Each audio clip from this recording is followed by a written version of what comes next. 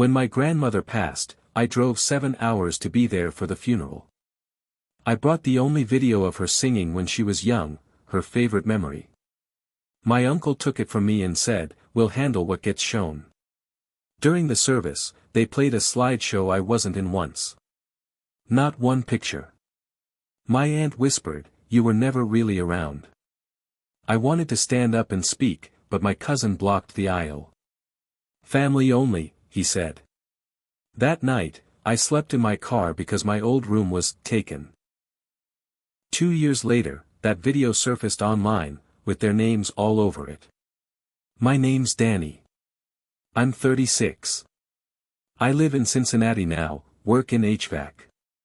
Simple life. But 2 years ago, everything inside me changed when my grandmother, Darlene Mae Whitlow, passed away in Lansing, Michigan. She was the only person in my family who never made me feel like a burden. When my dad took off and my mom spiraled into addiction, Grandma was there.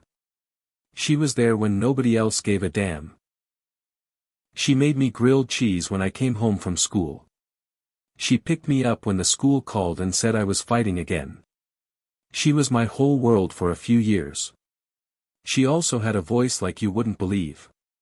She sang in a church trio back in the day, old gospel stuff.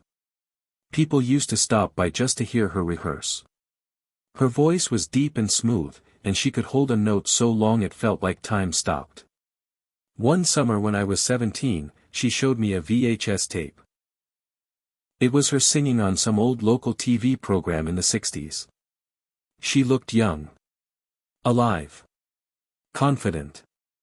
I saw her in a whole new way. She said it was the only footage of her singing that ever existed. Years later, when I was working part-time at a media shop, I transferred that VHS into digital. I cleaned it up. Took hours. Added fade-ins, text at the bottom with her name and the year, even tried to sync the audio better. She cried when I showed her. She said, "If anything ever happens to me, you make sure that plays at my funeral." That's me. That's who I was. So when I got the call that she'd passed, I didn't think twice. I packed my laptop, flash drives, and a change of clothes and drove the 7 hours straight to Lansing. I didn't stop once, not even for food. When I got to the funeral home, I walked in and saw Marshall, my uncle, her oldest son. He barely looked up. I said, "Hey." I brought the video she wanted played. She told me it was important. He just nodded once. Took the flash drive from my hand and said, "We'll handle what gets shown." That sentence stayed with me. I didn't know what he meant at the time, but I should have. The service started. People came up, talked about what a great woman she was, how she loved her garden, her church, her family. They showed a big photo slideshow on the projector, one of those cheesy funeral montages with piano music and fade transitions. There were photos of her with Marshall. Her with Aunt Ray. Her cooking at Thanksgiving with Missy and Logan.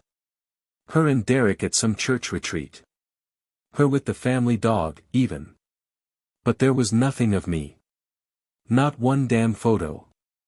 Not from my childhood summers with her. Not from the trips to the lake we used to take. Nothing. I thought maybe I'd see the video at the end. Maybe they were saving it for a final moment. But it never came. The video I drove all night to bring. Nowhere. I leaned toward Aunt Ray and whispered, "They forgot the singing video." She didn't look at me. Just said, "You were never really around." They didn't think it fit. That line felt like getting kicked in the chest. When they opened the floor to let people speak, I stood up. Tried to walk down the aisle. Derek, my cousin, stepped right into my path. Like he was waiting for it. He leaned in, close enough that I could smell the mint gum he was chewing, and said, "Family only." I just stared at him. I looked over at the rest of them. Nobody said a word. Not one person tried to speak up for me. Not even the pastor. So I sat back down. After the service, I thought maybe I could sleep at Grandma's house. I always stayed there when I visited. My old room was in the back. Still had the twin bed and the bookshelf I helped her build when I was 12. I asked Aunt Ray if I could stay there just one night. She told me it was already taken. Said, "There's no room." Sorry. I slept in my car that night. Middle of January. Michigan cold. I put on every piece of clothing I had in my bag, wrapped myself in an old hoodie, and tried to sleep with the seat reclined. I drove home the next morning. Didn't say goodbye. Didn't say a word to anyone. A few months passed. Then a year. I tried to forget about it. Told myself it didn't matter. That she knew I loved her and that was enough. But then, 2 years later, I'm scrolling Facebook. Someone from Lansing shares a post with the caption, "Darlene Whitlow, what a voice." I click it. It's my video. The exact footage I restored. The one I digitized, edited, formatted. But now it's got a watermark in the corner, Marshall Family Archive. At the end, there's a logo and a quote from my Uncle Marshall saying, "Our family is proud to preserve Grandma's legacy." I felt sick. Like I was going to throw up. They didn't just cut me out of the funeral. They stole my work. My promise to her. And made it about themselves. They didn't credit me. Didn't mention the source. They made it look like they had preserved it. They erased me completely. But I hadn't deleted anything. I had the original VHS. The raw transfer files. The time-stamped project edits. I had every email I sent her about the footage. Every video file saved in 3 places. And now, I had a reason not to let it go. The next morning, I pulled out the old storage box from my closet. The VHS was still there, inside a plastic sleeve with "Gospel Night, 1967" written in her handwriting. I plugged in my backup drive. Every file was still intact. The audio cleanup files. The raw clips. Even the email I'd sent her 2 years before she died with the subject, "Hope this brings back good memories," smiley face. I didn't act right away. I'm not someone who jumps into things without a plan. I watched the video again. Her voice still gave me chills. She looked proud up there on that tiny stage, standing in front of an old microphone. Her eyes were alive. And the way she smiled at the camera at the end, that smile was for someone. I used to think it was for the world. Now I knew it was for me. They had no right to take that from her. Or from me. I started with a cease and desist letter. I emailed it to the Marshall Family Archive account that had posted the video.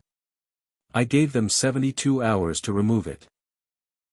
I included screenshots proving the original file was mine, the digital edit timestamped under my software license, and the copyright registration number I'd filed back in 2021. No response. Then I got a Facebook message from my cousin Logan. It said, "Let it go, man. You're making this weird. She's gone. Don't ruin it for everyone." I didn't reply. But I saved the message. I filed a formal copyright infringement complaint through Facebook. Within 48 hours, the video was taken down. I could almost hear the panic through the silence. The next week, I got a call from a Lansing number. I let it go to voicemail. It was Marshall. "Danny, this is your uncle.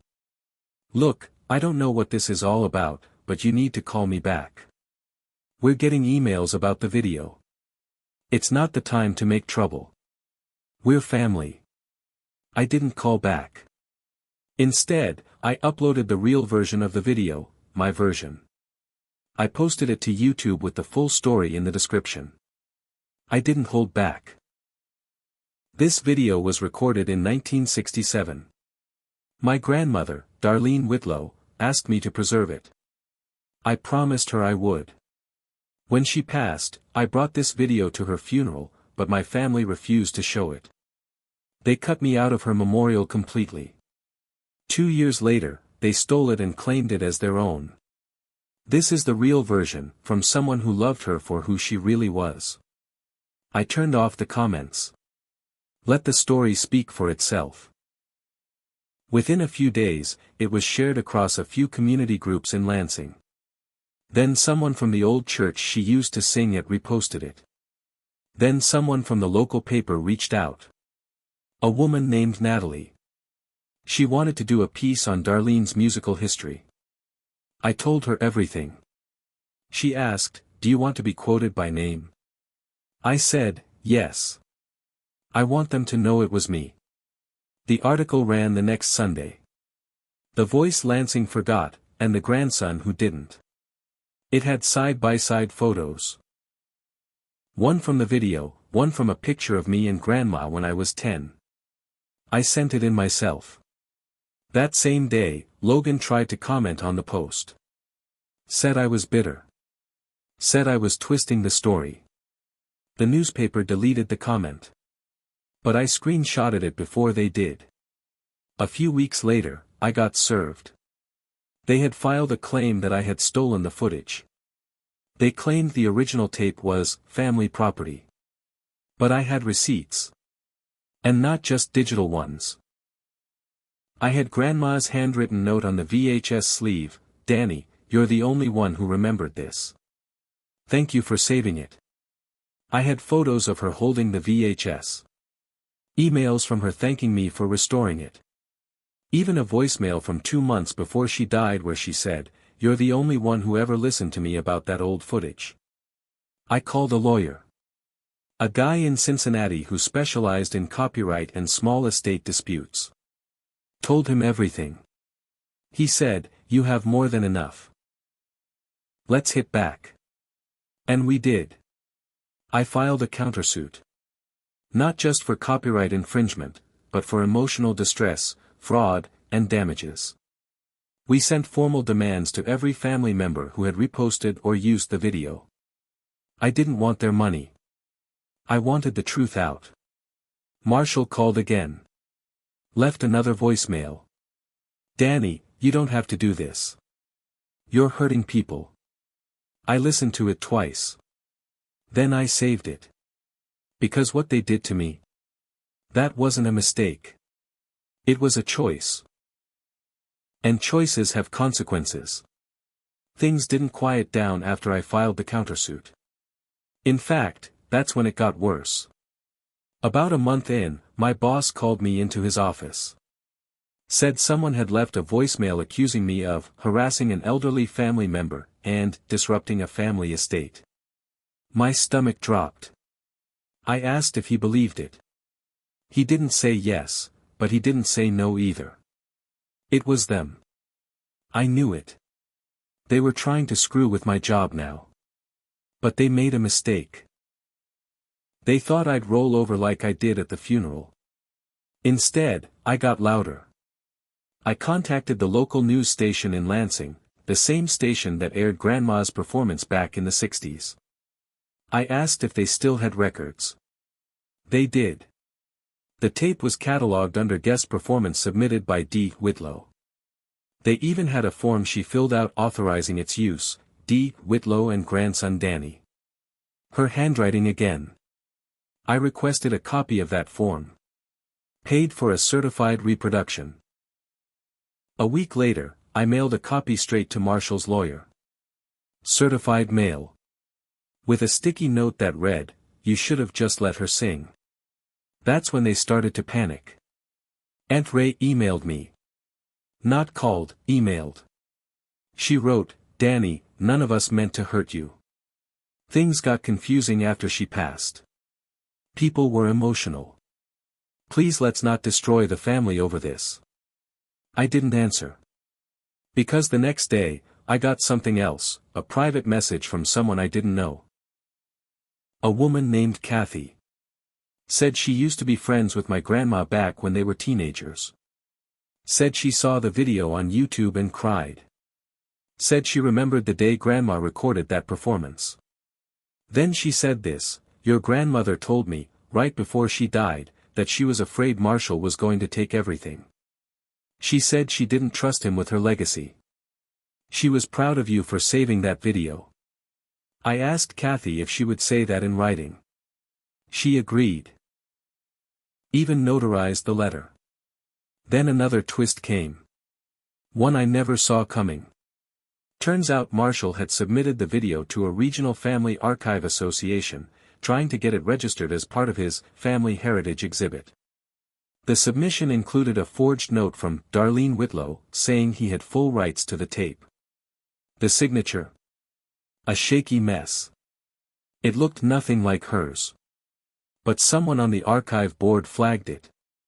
Knew it looked off. And guess who they contacted to verify? Me. I sent them everything. The video files. The original note. The station form. Kathy's letter. And my lawyer's contact. Within a week, Marshall's submission was rejected. And then, the archive board publicly announced they were launching an internal review of all submissions from the Marshall family due to evidence of forgery. That got around Lansing fast. But it got even worse when the funeral home director, a guy named Rick, who I vaguely remembered, called me out of the blue. Said he remembered how uncomfortable things felt that day.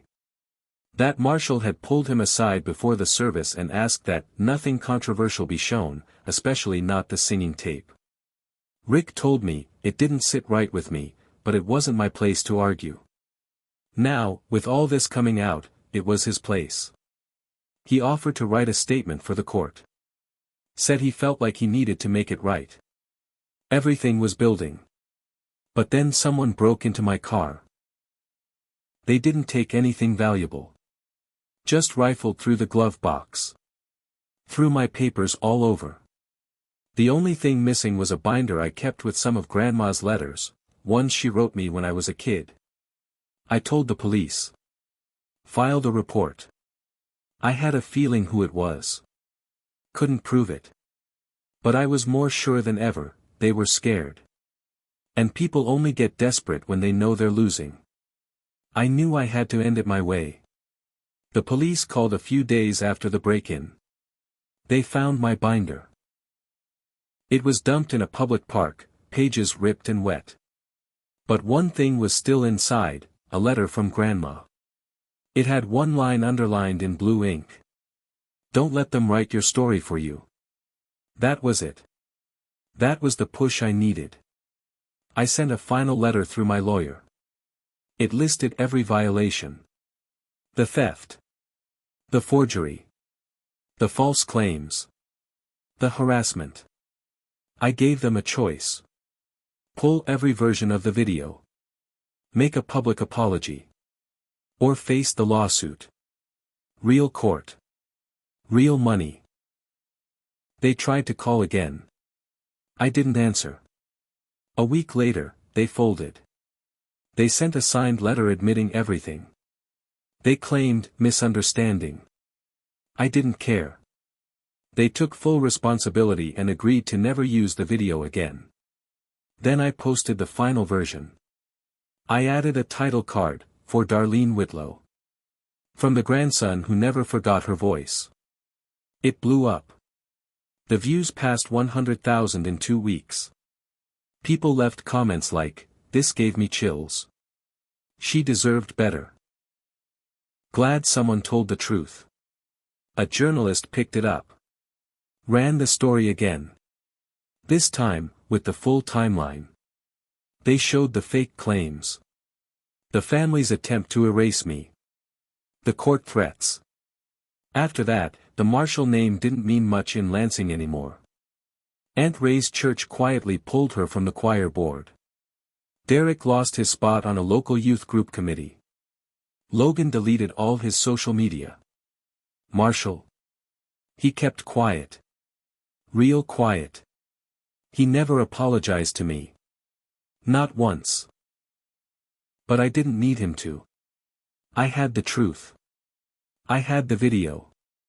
And I had Grandma's words, burned into my memory. I still visit her grave twice a year. I play that video from my phone. Let it echo through the quiet. That voice, her voice, is still here. Still alive. Because I kept the promise. And they'll never take that from me again. 2 of 2.